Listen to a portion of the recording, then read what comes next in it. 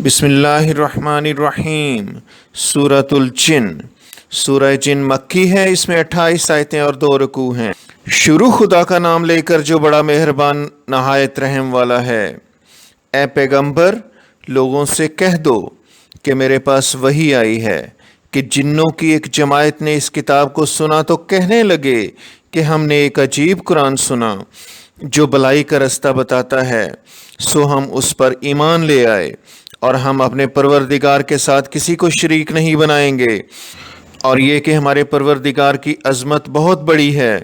وہ نہ بیوی رکھتا ہے نہ اولاد، اور یہ کہ ہم میں سے بعض بیوقوف خدا کے بارے میں جھوٹ افطرا کرتا ہے، اور ہمارا یہ خیال تھا کہ انسان اور جن خدا کی نسبت جھوٹ نہیں بولتے، اور یہ کہ بعض بنی آدم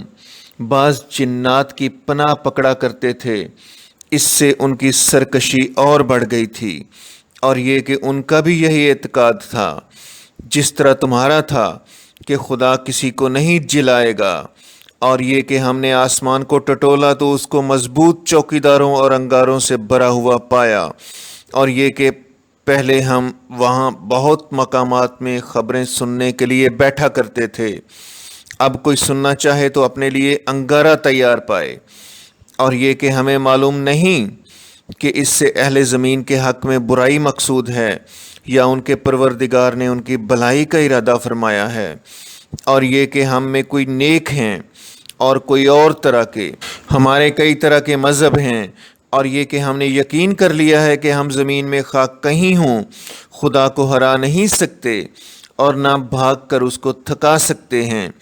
اور جب ہم نے ہدایت کی کتاب سنی اس پر ایمان لے آئے، تو جو شخص اپنے پروردگار پر ایمان لاتا ہے اس کو نہ نقصان کا خوف ہے نہ ظلم کا، اور یہ کہ ہم میں بعض فرما بردار ہیں اور بعض نافرمان گناہ گار ہیں، تو جو فرما بردار ہوئے وہ سیدھے رستے پر چلے، اور جو گناہ گار ہوئے وہ دوزخ کا ایندھن بنے۔ اور اے پیغمبر، یہ بھی ان سے کہہ دو کہ اگر یہ لوگ سیدھے رستے پر رہتے تو ہم ان کے پینے کو بہت سا پانی دیتے تاکہ اس سے ان کی آزمائش کریں، اور جو شخص اپنے پروردگار کی یاد سے منہ پھیرے گا وہ اس کو سخت عذاب میں داخل کرے گا، اور یہ کہ مسجدیں خاص خدا کی ہیں تو خدا کے ساتھ کسی اور کی عبادت نہ کرو، اور جب خدا کے بندے محمد اس کی عبادت کو کھڑے ہوئے تو کافر ان کے گرد ہجوم کر لینے کو تھے، کہہ دو کہ میں تو اپنے پروردگار ہی کی عبادت کرتا ہوں اور کسی کو اس کا شریک نہیں بناتا، یہ بھی کہہ دو کہ میں تمہارے حق میں نقصان اور نفع کا کچھ اختیار نہیں رکھتا، یہ بھی کہہ دو کہ خدا کے عذاب سے مجھے کوئی پناہ نہیں دے سکتا اور میں اس کے سوا کہیں جائے پناہ نہیں دیکھتا، ہاں خدا کی طرف سے احکام کا اور اس کے پیغاموں کا پہنچا دینا ہی میرے ذمہ ہے، اور جو شخص خدا اور اس کے پیغمبر کی نافرمانی کرے گا تو ایسوں کے لیے جہنم کی آگ ہے، ہمیشہ ہمیشہ اس میں رہیں گے،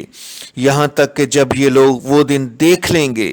جس کا ان سے وعدہ کیا جاتا ہے، تب ان کو معلوم ہو جائے گا کہ مددگار کس کے کمزور ہیں اور شمار کن کا تھوڑا ہے۔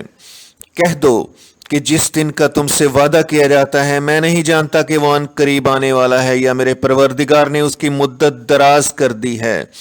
وہی غیب کی بات جاننے والا ہے اور کسی پر اپنے غیب کو ظاہر نہیں کرتا، ہاں جس پیغمبر کو پسند فرمائے تو اس کو غیب کی باتیں بتا دیتا ہے اور اس کے آگے اور پیچھے نگہبان مقرر کر دیتا ہے تاکہ معلوم فرمائے کہ انہوں نے اپنے پروردگار کے پیغام پہنچا دیے ہیں، اور اس نے ان کی سب چیزوں کو ہر طرف سے قابو کر رکھا اور ایک ایک چیز گن رکھی ہے۔